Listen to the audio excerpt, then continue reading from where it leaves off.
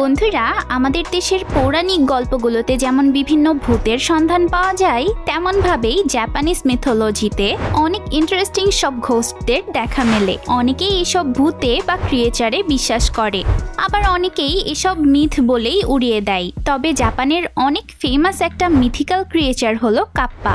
এরা বড় লেক বা জলাশয় বা নদীতে থাকে। এদের মানুষের মতো 2 পা 2 হাত আছে। এদের পিঠে কচ্ছপের মতো শেল থাকে আর মাথায় একটা গভীর টাক থাকে। এই টাক পানি দিয়ে ভরা থাকে। এরা মানুষকে বা কোনো প্রাণীকে একা দেখলেই পানির নিচে টেনে নিয়ে যায়।